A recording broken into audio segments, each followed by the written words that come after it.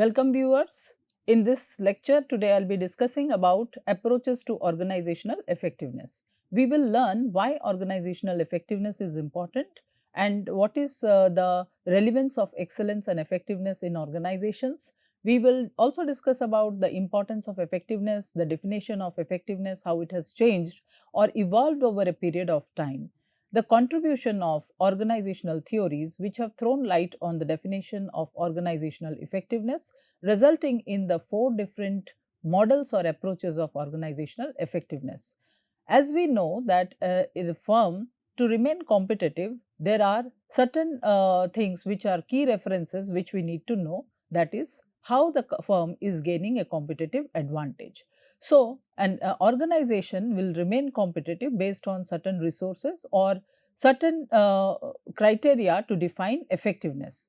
With this, we will start this discussion on what is excellence. So, the term excellence has been coined by Thomas Peters and Robert Waterman, released a book, In Search of Excellence, which has soon become a best-selling management book, which has defined the term excellence. The bestseller's definition of organizational effectiveness consists of several characteristics, several definitions which defines highly effective companies: IBM, DuPont, 3M, McDonald's, Procter and Gamble. So, what is that characteristics? What is the characteristics which defines the definition of organizational effectiveness? Let us discuss them in details. Bias in action and getting things accomplished, closer to customer to understand customers' needs. If a company is sensitive towards customers' needs, understands their needs, and offers products to satisfy their needs, then the company will sustain and survive in the long term. High degree of autonomy and fosters entrepreneurial spirit. A company which gives autonomy and freedom to its employees to experiment, to come up with new ideas, or to create new products, new processes which will support its long term existence. Increase productivity through employee participation. So, as we have seen that there is increase high degree of autonomy and foster entrepreneurial spirit, increase productivity through employee participation, which means that the organizations will be highly productive. They can come up with new products, new ideas if there is employee participation. To encourage employee participation, there has to be a workplace which is free from fear. There is more power to decision making, and employees have also developed a kind of interpersonal relationship with each other. Employees are clear with company's goals, there is clarity with the goals, and managers involved in solving problems at every level. Managers also involve in decision making. If there are errors, there are problems at different levels, if there is involvement of people, then that error can be corrected. Managers stay close to the business they knew and they have understood. And organizational structures were simple, there is no complexity, with minimal number of staff in the support activities. If there is overstaffing, which will lead to again decline in efficiency of the uh, organization, tight centralized control to protect the company's core values with loose control in other areas to encourage risk taking and innovation. So, what we have learned so far is there are certain characteristics of highly effective companies, like which rest, and the success of the organization basically rests with centralized control or and giving power to people to suggest their views and solve problems, employees empowerment, their participation, and the structure of the company should be also very simple. That the employees should be responsive to customers' needs. So, customer satisfaction is of prime importance. Further understanding the characteristics of excellence and the description of each of those characteristics, a bias for action. It's a tendency to get with things, tendency to solve the problems, willingness to experiment. If you can experiment without any fear. You have a new idea. If an employee has an idea, he can propose that idea without fear of failure. Then the new ideas can be shared with other employees, with the management, close to the customer. The second point is the provision of unparalleled quality and service can be procured by willingness to listen to the customers. Customer feedback is very important. If we can listen to the customers, we can come up with and incorporate their feedback in designing our products and services, in offering better services, then the company can be closer to excellence. The company can be sustainable, can offer better service each day, and autonomy and entrepreneurship. Again, the encouragement of practical or the encouragement of risk taking and innovation, tolerance for new ideas, tolerance for reasonable number of mistakes. If you can encourage mistakes without reprimanding the person who is proposing new ideas, are a part of the innovative process. These practices, encouragement of risk taking and innovation, tolerance of reasonable number of mistakes, are part of the innovative processes. If an organization is encouraging mistakes and rewarding new ideas, people will not be afraid to share any idea, and the organization will be progressive. So, productivity through people and encouraging risk taking, autonomy, and entrepreneurship, all these are certain characteristics which help an organization to be sustainable organization, to be excellent organizations. Rank and file of employees are viewed as the root cause of quality and productivity gains. Employees are treated with respect and dignity. The organization where there is respect for individuals, there is a reciprocal respect towards the employers, enthusiasm and trust are encouraged, and hands on, value driven organization. The company philosophy and values are clearly communicated. Managers take hands on approach. The organization where the company values have been widely propagated amongst employees. For example, Johnson and Johnson have been successful. They have survived all the um, crises which have evolved over a period of time, like the famous Tylenol crisis, where the product was tampered, which led to death of few customers. So the company still survived because the company's policies have been widely circulated. People had, the employees who were working in the organization had widely imbibed those values. So the company philosophy and values play a prominent role in developing the organization as an excellent organization. The company's philosophy and values are clearly communicated to all employees. They know what is wrong and what is right, what is ethics, and how they have to incorporate ethics in their day to day practices. So, managers take a hands on approach. Stick to the knitting. Companies diversify only into the businesses that are closely related. Emphasis is on internal growth as opposed to the mergers.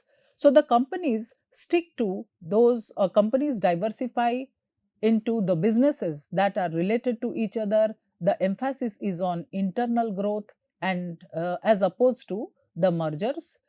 Simple form, sticking to the knitting, which means that companies diversify only into those businesses where they have expertise that are closely related to each other, where they can share the core competence, where the infrastructure, technology can be similar, and emphasis is on internal growth and as opposed to the mergers. Simple form and lean staff. Companies have simple structure with clear lines of authority. Headquarters staff is kept small, and simultaneous loose tight properties. Autonomy is pushed down to the lowest level, but at the same time, certain core values are not negotiable. Importance of organizational theory on organizational effectiveness. As we have seen that organizational theories have played a very important role in defining the concept of organizational effectiveness. Role of managers is to make organizations effective, and every manager plays an important role in defining or in understanding what is his role in defining the term organizational effectiveness. Marketing managers focus is on expanding revenues and market share. The finance professionals emphasize on optimally using funds. Production and operations manager emphasizes on designing efficient processes. Accounting manager emphasizes on information to enhance quality of decisions. How managers make organizations effective. So let us discuss about the role of managers in designing or in making organizations more effective. Managers help in defining organizational structure. People and jobs are allocated, jobs are put together and define roles and responsibilities. So, we have to understand that some structures are better than other structures under certain conditions. What are those conditions? How an organization structure differs from the other structure, which structure would be more effective under certain conditions. Managers who understand which structural options and conditions is preferred under a certain contingency have an advantage over their counterparts.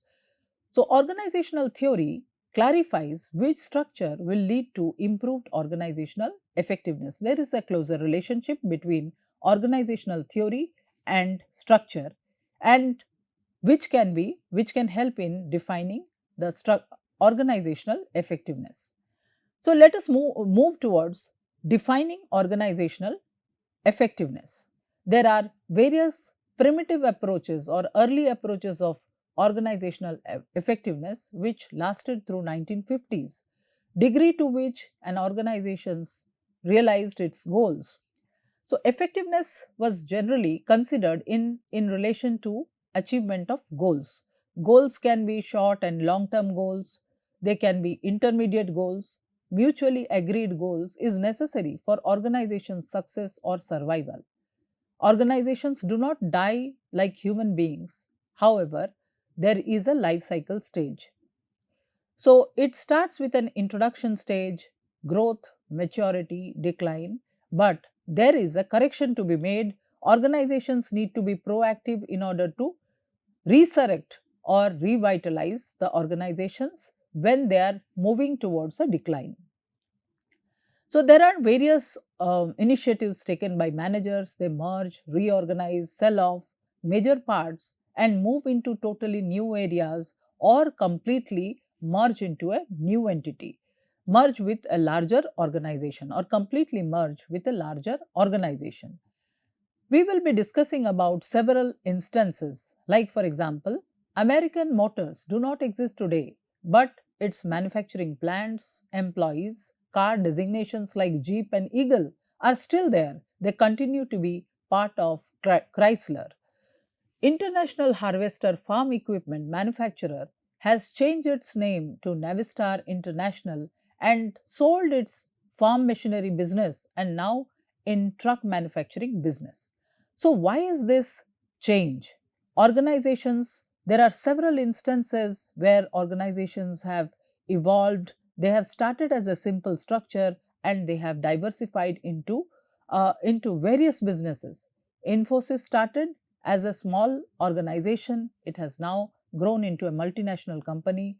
Air India was under the private hands and then later it was a nationalized company. Then later it has become, again, it has due to fluctuations or due to turbulence in the business environment, it could not sustain and survive the factors in business environment, the pestle factors, and now it has again gone into the private hands. So, every organization we will come across where they have seen there is crisis in the organizations due to internal operations or due to external factors which has led the organization to redesign itself. Many organizations disappear from the scene and are reformed to another entity, making it difficult to make a survival judgment. For example, there used to be successful brands like Alwyn and HMT watches. which have completely lost its existence. And there are also certain brands like Nokia, which were once successful because of the move towards smartphones. The brand which was once successful has to face crisis, and they have to look for newer ways to form, newer ways to take shape, to revive. So organizations were successful, started losing their performance, they have started losing their market share. So, how the organizations sustain and survival? Many organizations disappear from the scene. Xerox was once very successful, and again, because of the advent of technology or because of the advent of smartphones, Xerox lost its business. So, organizations disappear from the scene and are also reformed to another entity, making it difficult to make a survival judgment. Organizational effectiveness criteria. 1960s and 70s saw a proliferation of organizational effectiveness studies.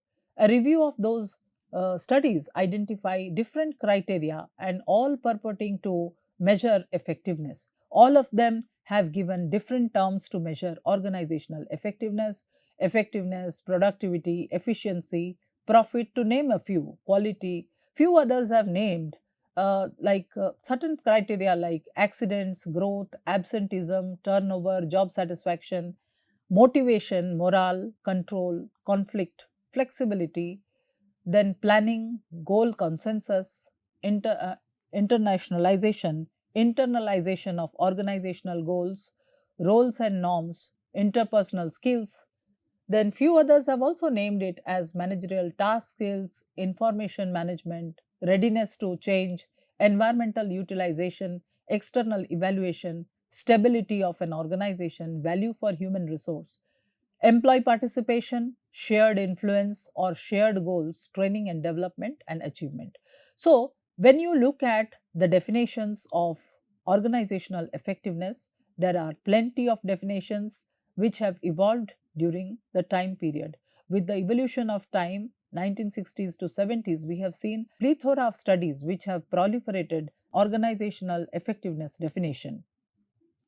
So these definitions lead sometimes, they create enigma amongst the minds of researchers, practitioners. So, in order to have a clear view about organizational effectiveness, because this is one of the important concepts which defines the success of an organization. So there has to be a consensus. It's a company's ability to achieve its objectives, adapt to change, and create value for shareholders through optimal resource utilization and well functioning internal processes. So what we have observed is effectiveness is something which help an organization to reach its objectives or goals, which also helps an organization to be responsive to the environment, to adapt to change, and create value to various stakeholders, shareholders, stakeholders, by utilizing resources, well functioning internal processes.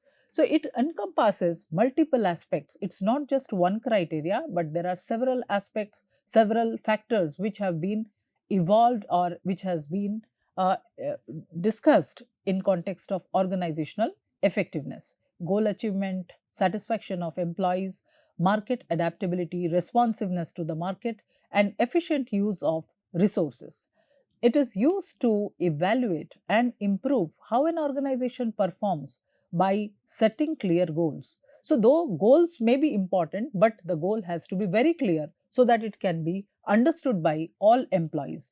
Every employee in the organization should have a clear understanding of what the organization intends, what are its core values, and how to reach at those goals by what are means to be adopted, implementing effective strategies and employing key matrices. What are the key performance indicators which they need to take care of? Every employee has been given certain tasks, responsibilities, so they need to be clear about what are the matrices which will measure their performance so that they can have a progression towards organizational goals. Effectiveness has few other definitions. It is the extent to which an activity helps in achieving the long term objectives or goals of an organization. Since effectiveness is measured activity, we can define activity specific effectiveness as the outcome that supports the broader goals of organization. Organizations perform at different levels of effectiveness. There are departmental goals, responsibilities. There are also like departmental responsibilities, there are divisional responsibilities. Their growth per year is an indicator of climb or decline, how they are progressing towards the goal. However, organizations in different sectors vary in the way effectiveness is measured and described. So there can be qualitative and quantitative goals. As we have discussed a lot about the effectiveness or organizational effectiveness, so what is the parameter through which we measure effectiveness? Is it how does it appear to an organization? Is it qualitative or is it quantitative? Always is a misnomer, and quantitative and qualitative tools are used to measure overall effectiveness. There are behavioral parameters such as values, attitude, skills, etc., which are measured using qualitative tools, whereas sales, profit, production, etc., are measured by using quantitative tools. So, hence, organizational effectiveness is the extent to which an organization as a whole attains its goals while optimally utilizing its resources. The land, capital, machinery, infrastructure, resources, human capital is optimally utilized. The finance, all these resources, there has the organization tries to use it optimally so that there is no wastage and the organization obtains its objectives on time. So this depends on management information system. It is not possible for an organization or a manager to reach the goals alone, but there is a interdependence of different departments, divisions, different resources. This depends on the management system, organizational structure, degree of interpersonal skills, cooperation, positive attitude of employees, technical competencies of people who are working in different capacities, group activities, how the employees have developed a interpersonal relationship with the group which they are working with. So it depends to a large extent on the group dynamics, how people are working in the organization, the response of the management as well as organizational policies, which together contribute to define organizational objectives and goals.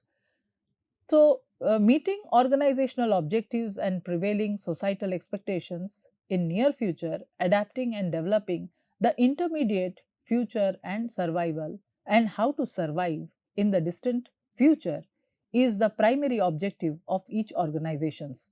In the organizational life cycle, every organization faces different phases of crisis, faces different contingency factors, right from the uh, right from the birth to decline, or there are different stages as we have discussed, like introduction, growth, maturity, and decline.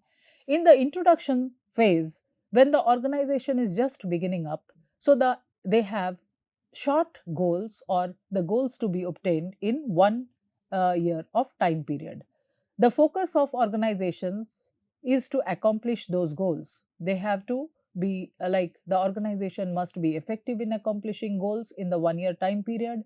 How to optimally utilize resources, they should be efficient in acquisition of the scarce resources which are available at their end, and a source of satisfaction with the owners, employees, customers, clients, and society. Their concern is profit maximization. Their concern in the initial stage is just to establish itself because they are new to the market and they have to also have a better internal functioning or internal efficiency or effectiveness, a source of satisfaction for its owners, employees, and the customers and the clients with whom they respond, as well as it should be responsive to the society. The intermediate goal of the organization should be it should adapt to the opportunities which have come to their way. It should be responsive to the environment which has thrown threats and opportunities, how to evolve, because they just do not exist, but now they have to think of evolving, they have to think of how to grow. The capability has to be developed, capability of developing the ability of its members.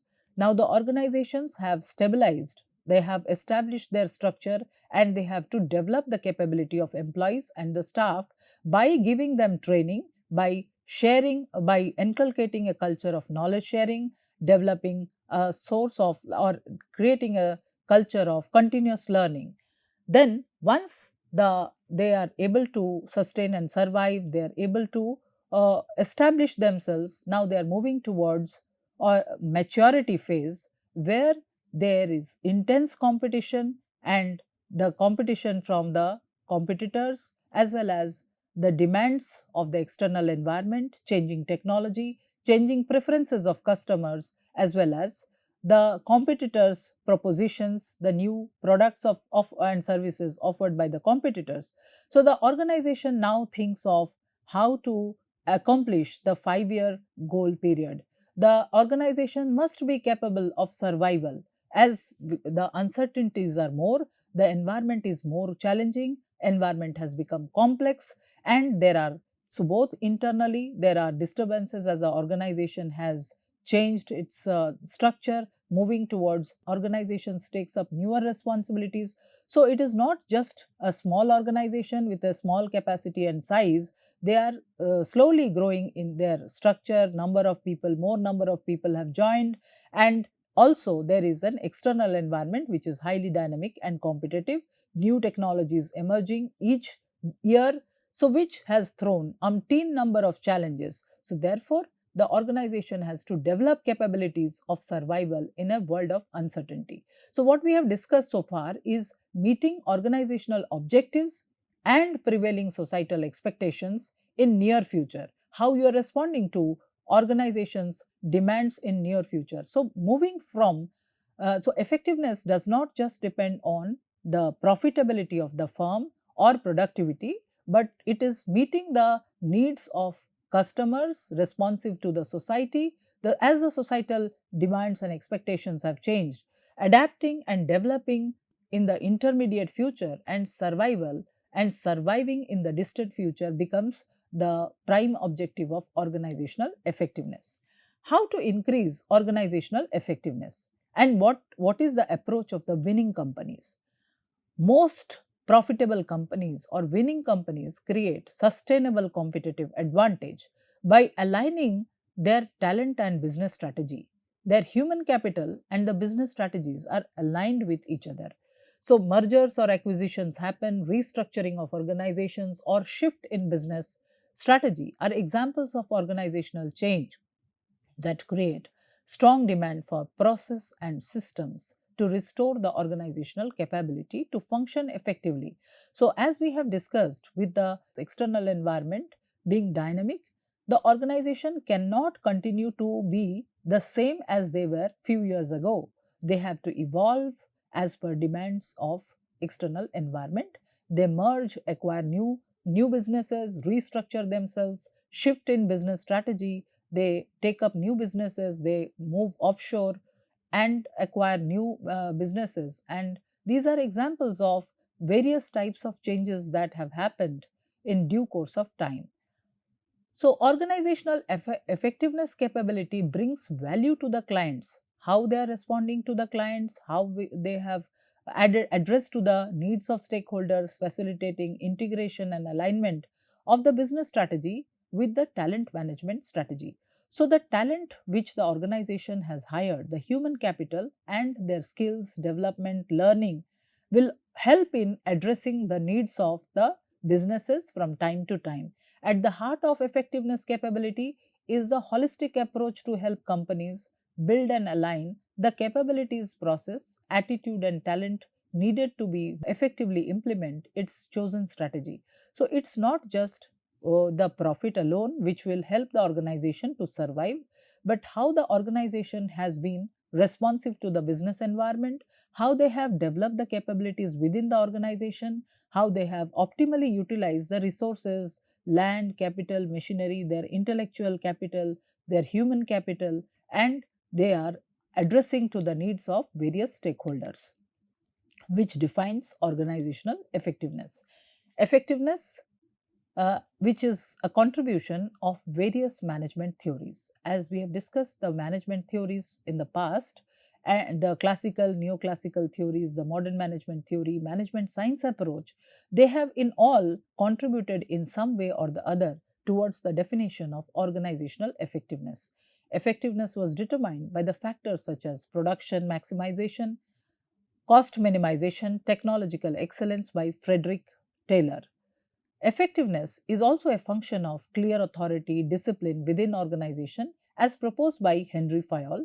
It is also a function of productivity which have resulted from the employee satisfaction. As Elton Mayo has focused on human relations, they have discussed about the employee motivation and productivity resulting from employee satisfaction. So, it also becomes a measure for organizational effectiveness. There are also several other organizational theories which have thrown light on the definition of organizational effectiveness, which have helped us understand and shape the behavior and structure. Like classical theory creates efficient organizational structure through principles like division of labor, scalar and functional processes. The structure and span of control suggests optimizing structural elements to lead to greater efficiency and output. Neoclassical theory, similarly, which has given emphasis on human relations, have also highlighted certain points which will throw light on organizational effectiveness definition, social and psychological aspects of employees, motivation, morale, and cooperation, understand and address human factors to improve productivity and job satisfaction, contributing to organizational success. Modern theories of management have also helped in defining organizational effectiveness. The modern theories are system theory, contingency theory, to name a few, and organizations as interconnected systems operating within a complex and a dynamic environment, a fast changing environment. So, how the organization responds to the complex environment? Organizations need to adapt themselves, their structure, and the processes based on internal and external factors is defined by contingency theory. There are other important factors which also helps in defining the impact of organizational theory on effectiveness, improving internal processes and resource utilization. Scientific method helps in analyzing and optimizing workflow and tasks to maximize output with minimum resources. Systems approach have given focus on how to acquire resource, transform them into products or services, distribute them efficiently. There is an importance of resource management and internal process optimization. We have to optimally utilize the resources or manage the resources efficiently in order to be more effective. Resource based view of the theory or the firms states that organizations' unique resources and capabilities as a source of competitive advantage and organizational effectiveness. Every organization has certain resources which can be defined as their core competence. Some have technology as a core competence, some organizations have efficient manpower, which becomes their source of competitive advantage, and which also serves as a definition for organizational effectiveness. Internal functioning approach emphasizes on minimizing stress of employees, promotes collaboration, interpersonal relationship amongst employees, reduce conflict and monitor operational efficiency. Impact of organizational theory on organizational effectiveness have also been seen in fostering a positive work environment and effective leadership.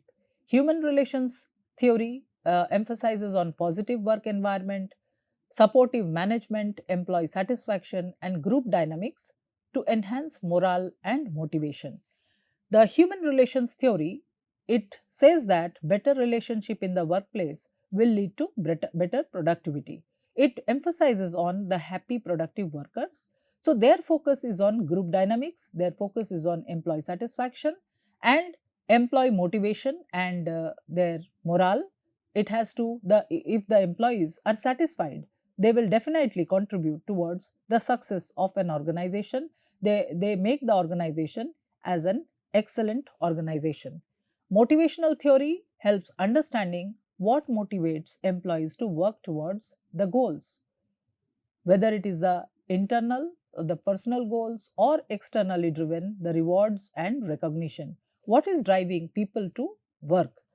Four factor theory of leadership, which has been given by David Bowers and Stanley Seashore in 1966, defines that leadership effectiveness evaluated based on support, interaction, goal emphasis, and work facilitation. Leadership effectiveness is evaluated based on the support, interaction with the colleagues, goal emphasis, and work facilitation. There are four factors of leadership. One is called the supportive leadership, the second is participative leadership, third is directive, and the fourth one is achievement oriented leadership style. Effective leaders provide a direction towards the goal. They inspire subordinates, employees towards achieving those goals, cultivate a positive work culture, contribute to achieving organizational objectives. Organizational theories help managers adapt to change.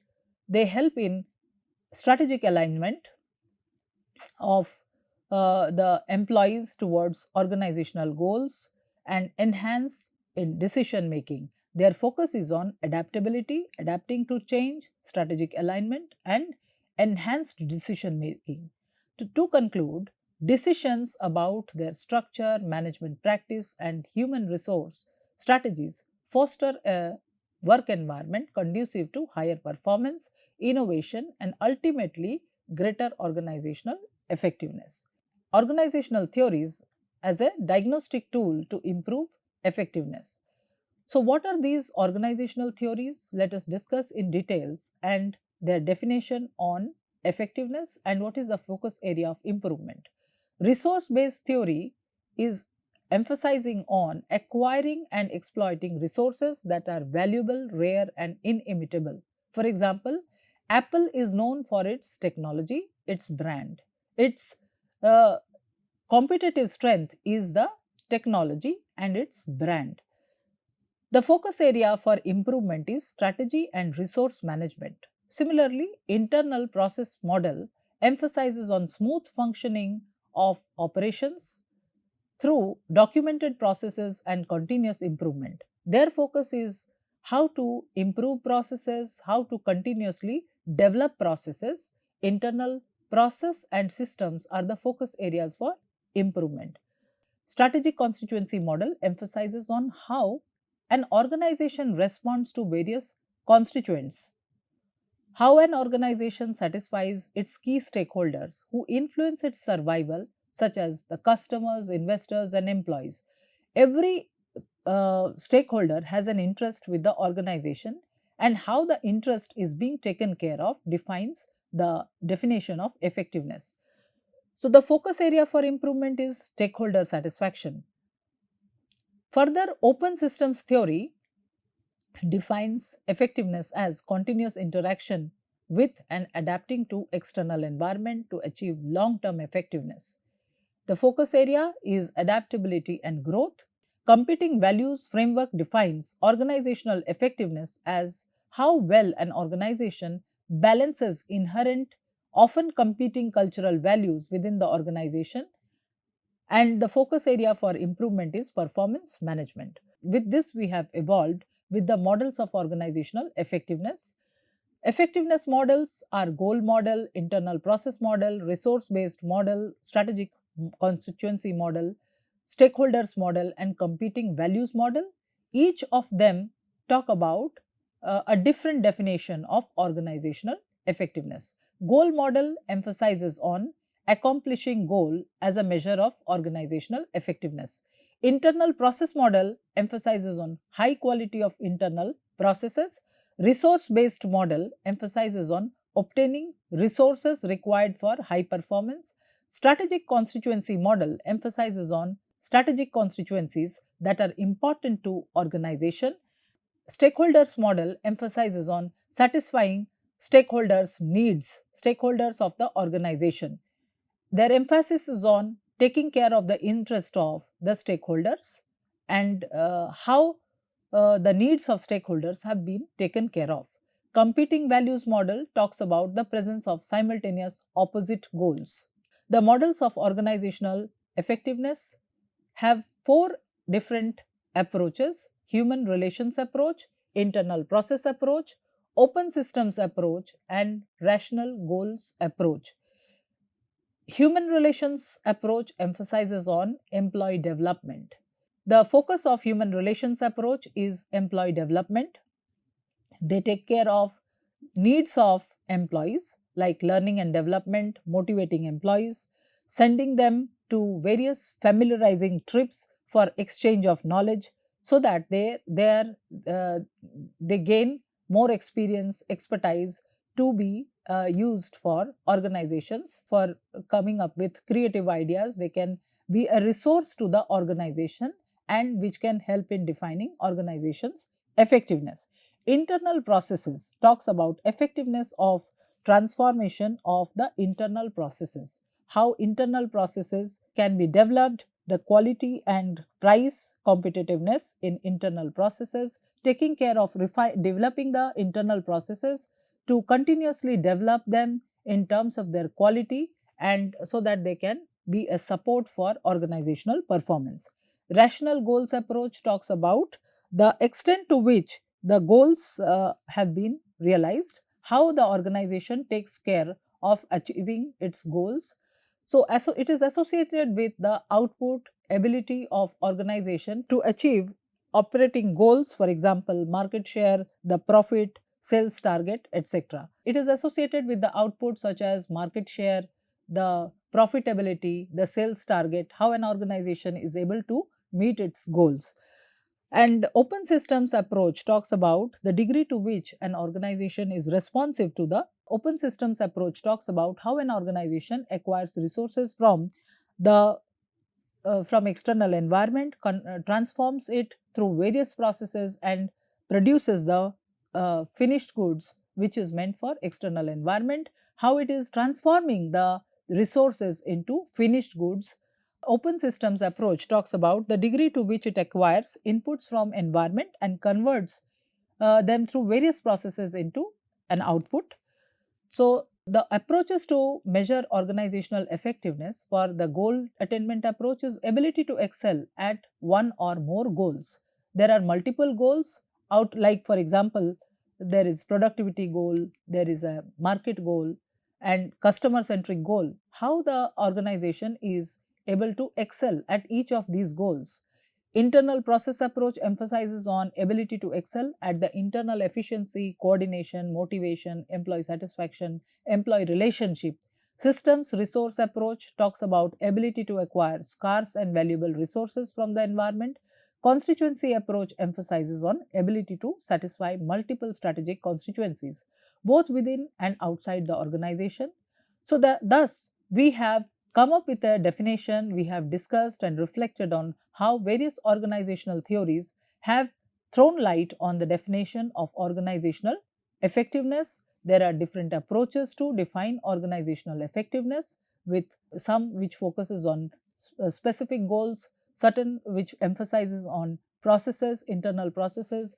Some definitions emphasizes on the systems resource approach and some which highlights on how the organization meets the needs of its strategic constituencies. To summarize, we have discussed about definition of organization's effectiveness, discussed various contribution of theories in defining models of organizational effectiveness, and finally, we have discussed the approaches to models of organizational effectiveness. Thank you.